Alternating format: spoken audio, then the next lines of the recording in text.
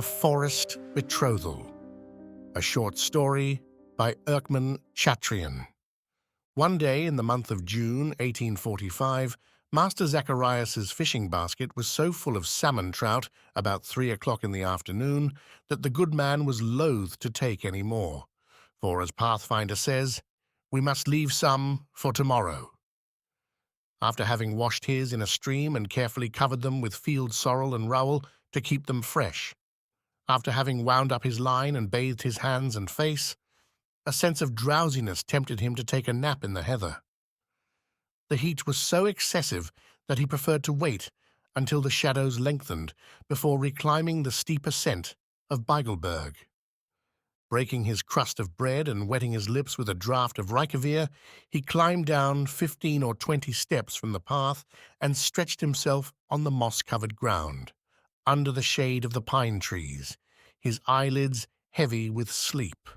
1,000 animate creatures had lived their long life of an hour when the judge was wakened by the whistle of a bird, which sounded strange to him. He sat up to look around and judge his surprise.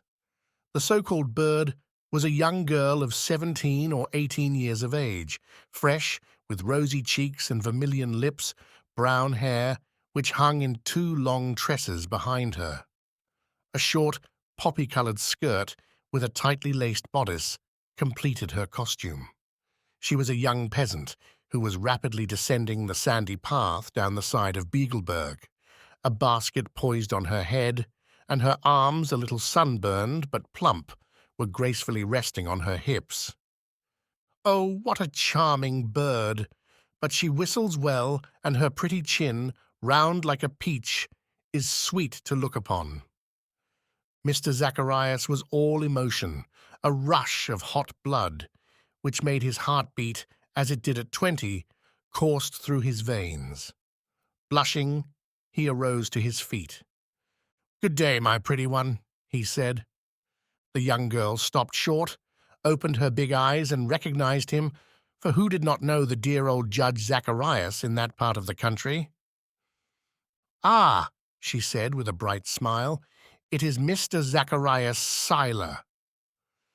The old man approached her. He tried to speak, but all he could do was to stammer a few unintelligible words, just like a very young man. His embarrassment was so great that he completely disconcerted the young girl. At last he managed to say, "Where are you going through the forest at this hour, my dear child?" She stretched out her hand and showed him, way at the end of the valley, a forester's house. "I am returning to my father's house, the Corporal Yeri Förster. You know him, without doubt, Monsieur le Juge." "What, are you our brave Yeri's daughter? Ah, do I know him? A very worthy man. Then you are little Charlotte, of whom he has often spoken to me when he came with his official reports?" "Yes, monsieur. I have just come from the town, and am returning home."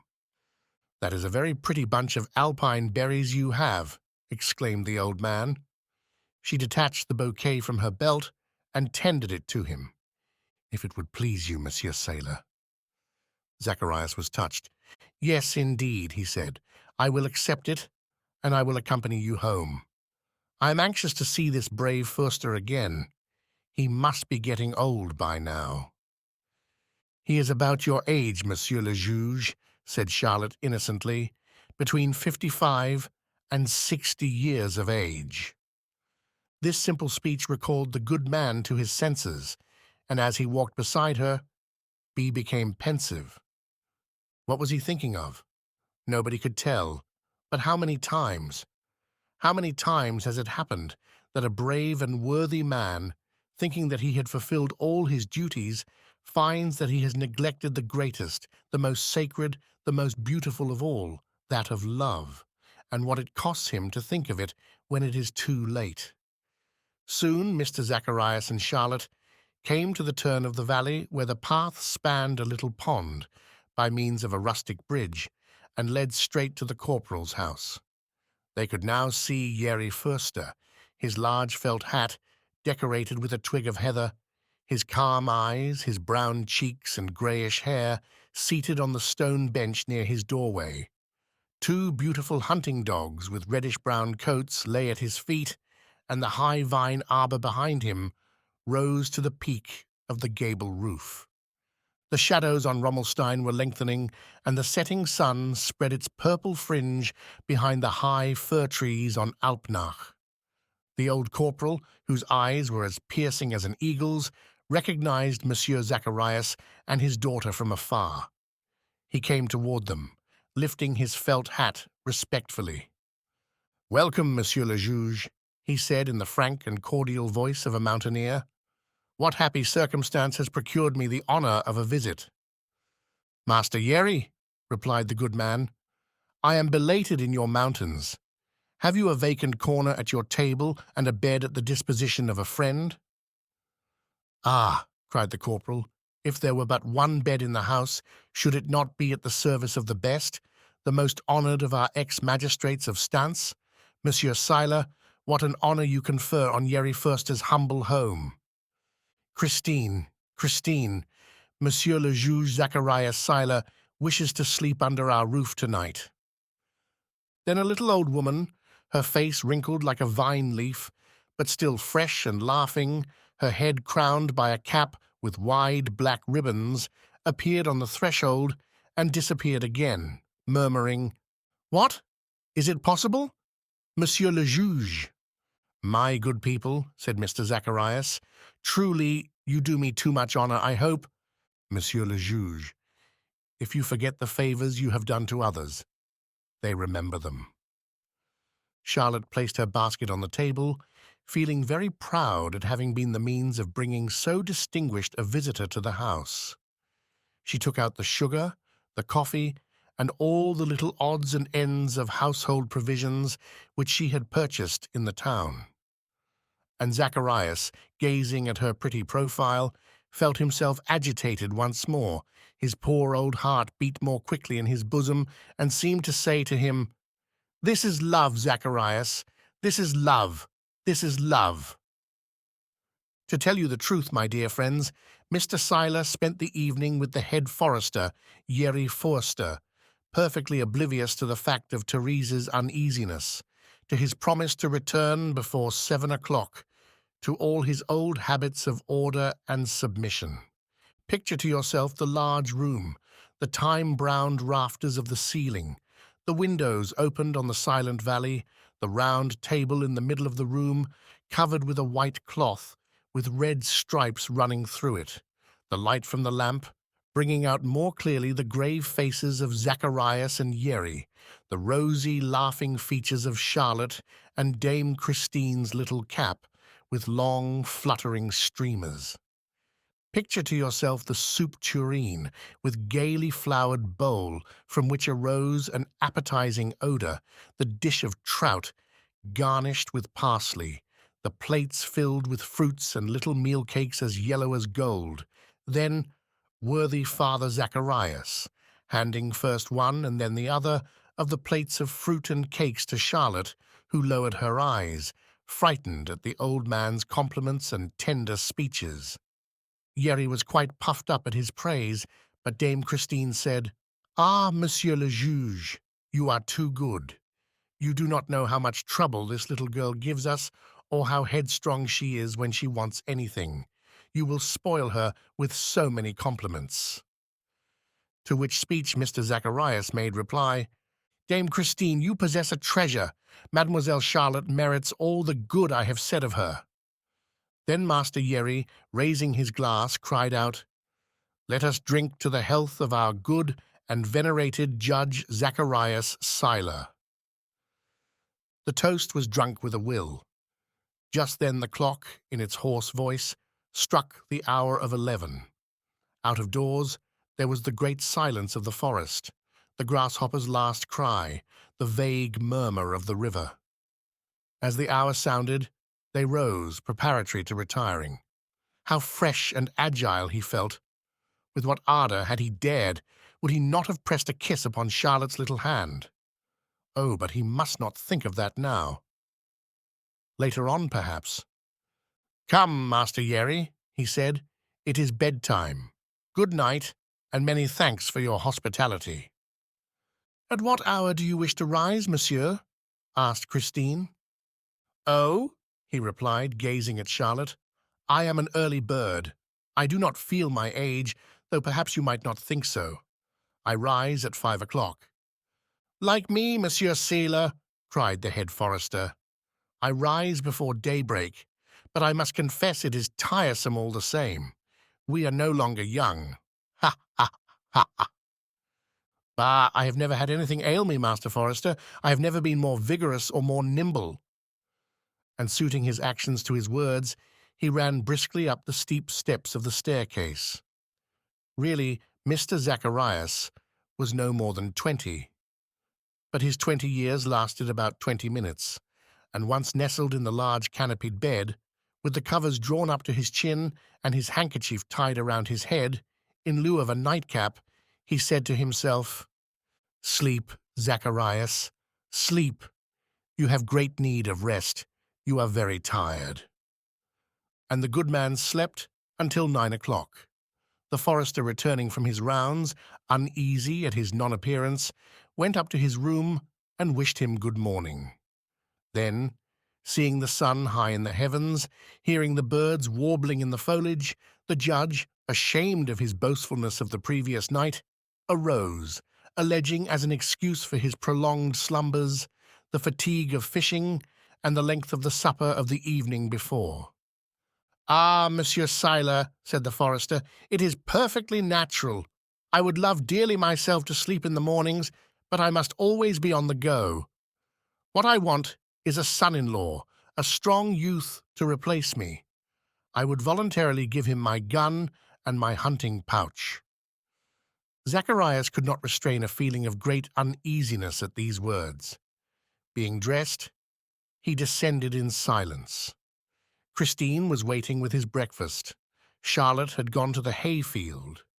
The breakfast was short, and Mr. Seiler, having thanked these good people for their hospitality, turned his face toward Stance. He became pensive as he thought of the worry to which Mademoiselle Thérèse had been subjected. Yet he was not able to tear his hopes from his heart, nor the thousand charming illusions which came to him like a latecomer in a nest of warblers.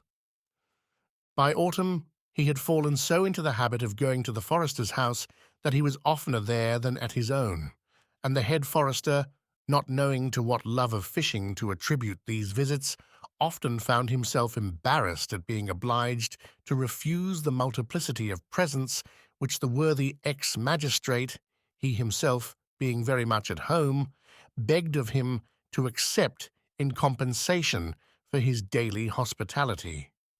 Besides, Mr. Seiler wished to share all his occupations, following him in his rounds in the Grindelwald and Entelbach. Jerry Förster often shook his head, saying, I never knew a more honest or better judge than Mr. Zacharias Seiler.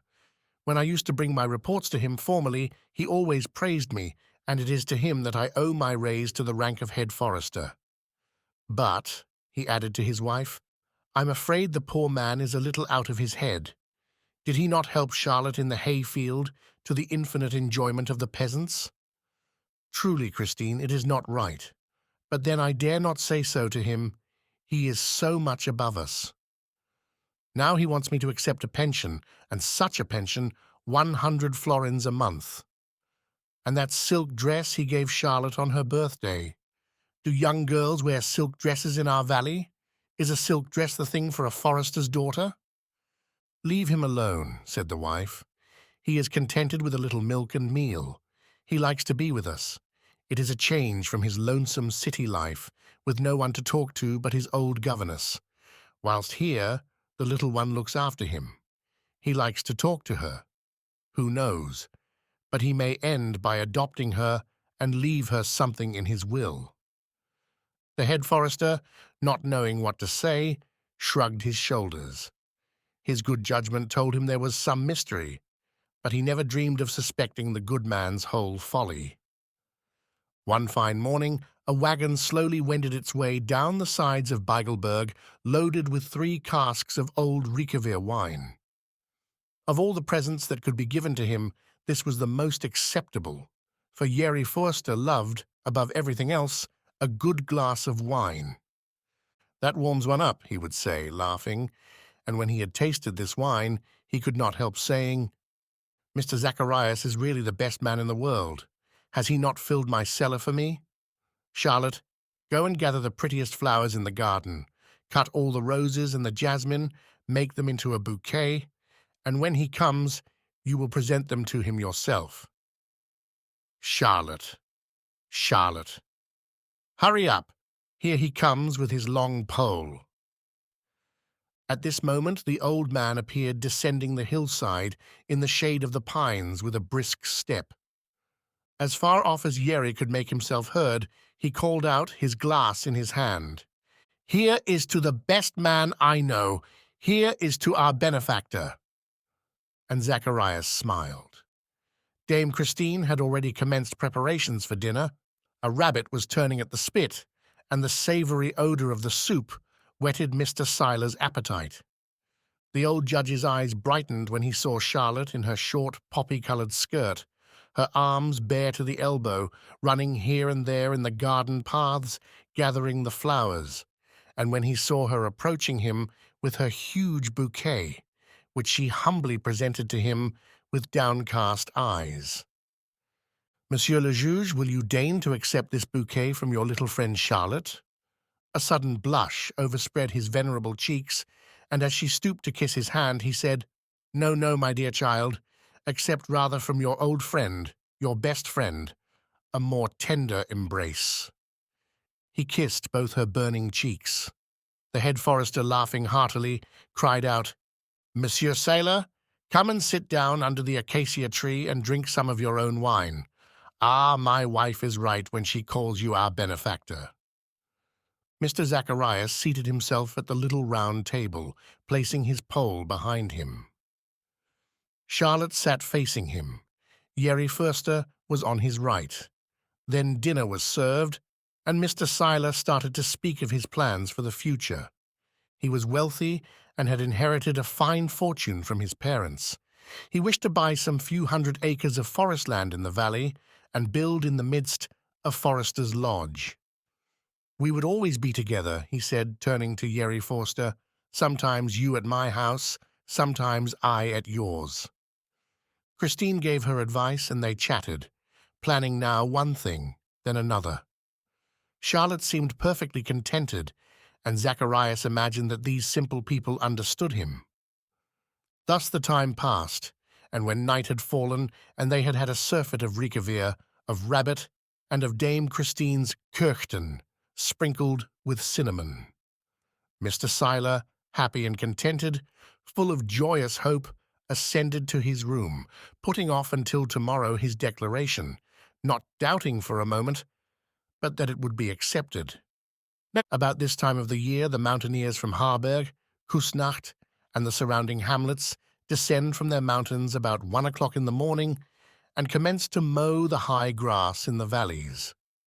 One can hear their monotonous songs in the middle of the night, keeping time to the circular movement of the scythes, the jingle of the cattle bells, and the young men's and girls' voices laughing afar in the silence of the night. It is a strange harmony, especially when the night is clear and there is a bright moon, and the heavy dew falling makes a pitter-patter on the leaves of the great forest trees. Mr. Zacharias heard nothing of all this, for he was sleeping soundly, but the noise of a handful of peas being thrown against the window waked him suddenly. He listened and heard outside, at the bottom of the wall, a "shit, shit," so softly whispered that you might almost think it the cry of some bird. Nevertheless, the good man's heart fluttered. "What is that?" he cried.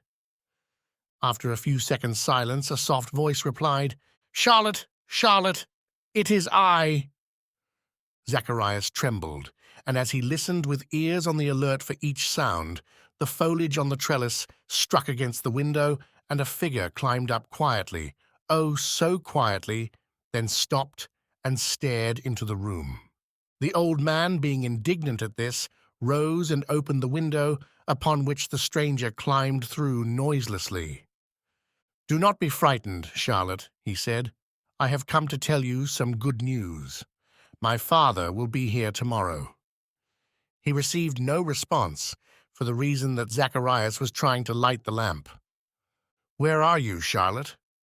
"Here I am," cried the old man, turning with a livid face and gazing fiercely at his rival. The young man who stood before him was tall and slender, with large, frank black eyes, brown cheeks, rosy lips, just covered with a little moustache, and a large brown felt hat, tilted a little to one side. The apparition of Zacharias stunned him to immovability, but as the judge was about to cry out, he exclaimed, "In the name of heaven, do not call. I am no robber. I love Charlotte." "And she, stammered Zacharias. "She loves me also. Oh, you need have no fear if you're one of her relations. We were betrothed at the Kusnacht feast. The fiancé of the Grindelwald and the Entelbach have the right to visit in the night. It is a custom of Unterwald. All the Swiss know that." "Jerry Forster.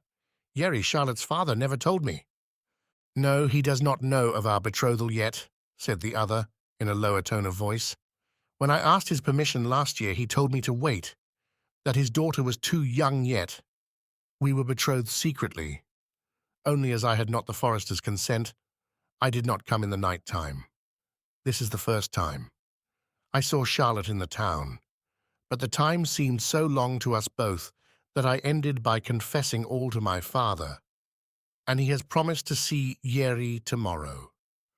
Ah, monsieur, I knew it would give such pleasure to Charlotte that I could not help coming to announce my good news." The poor old man fell back in his chair and covered his face with his hands. Oh, how he suffered! What bitter thoughts passed through his brain! What a sad awakening after so many sweet and joyous dreams!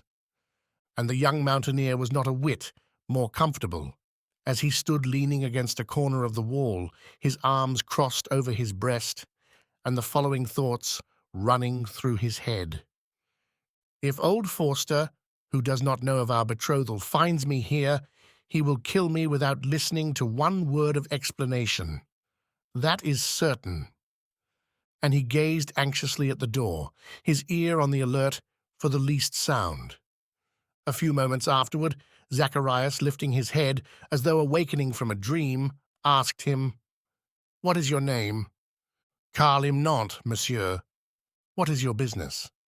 "My father hopes to obtain the position of a forester in the Grindelwald for me." There was a long silence, and Zacharias looked at the young man with an envious eye. "And she loves you?" he asked in a broken voice. "Oh, yes, monsieur. We love each other devotedly." And Zacharias, letting his eyes fall on his thin legs and his hands wrinkled and veined, murmured, "Yes, she ought to love him. He is young and handsome." And his head fell on his breast again. All at once he arose, trembling in every limb, and opened the window. "Young man, you have done very wrong. You will never know how much wrong you have really done. You must obtain Mr. Forster's consent, but go, go. You will hear from me soon." The young mountaineer did not wait for a second invitation. With one bound, he jumped to the path below and disappeared behind the grand old trees. Poor Zacharias," the old judge murmured. "All your illusions are fled." At 7 o'clock, having regained his usual calmness of demeanor, he descended to the room below, where Charlotte, Dame Christine, and Jerry were already waiting breakfast for him. The old man, turning his eyes from the young girl, advanced to the head forester, saying, "My friend, I have a favor to ask of you. You know the son of the forester of the Grindelwald, do you not?" "Karl im Nantes. Why, yes, sir." "He is a worthy young man, and well-behaved, I believe." "I think so, monsieur." "Is he capable of succeeding his father?" "Yes, he is 21 years old. He knows all about tree clipping, which is the most necessary thing of all. He knows how to read and how to write, but that is not all. He must have influence." "Well, Master Jerry, I still have some influence in the Department of Forests and Rivers. This day fortnight, or 3 weeks at the latest, Karl im Nantes shall be Assistant Forester of the Grindelwald, and I ask the hand of your daughter Charlotte for this brave young man." At this request, Charlotte, who had blushed and trembled with fear, uttered a cry and fell back into her mother's arms. Her father, looking at her severely, said, "What is the matter, Charlotte? Do you refuse?" "Oh, no, no, father, no. That is as it should be. As for myself, I should never have refused any request of Mr. Zacharias Siler's. Come here and embrace your benefactor." Charlotte ran toward him, and the old man pressed her to his heart, gazing long and earnestly at her, with eyes filled with tears. Then, pleading business, he started home, with only a crust of bread in his basket for breakfast. 15 days afterward, Karl Imnant received the appointment of forester, taking his father's place. 8 days later, he and Charlotte were married. The guests drank the rich Rickevier wine, so highly esteemed by Jerry Forster, and which seemed to him to have arrived so opportunely for the feast. Mr. Zacharias Seiler was not present that day at the wedding, being ill at home. Since then, he rarely goes fishing, and then always to the Brunnen, toward the lake, on the other side of the mountain.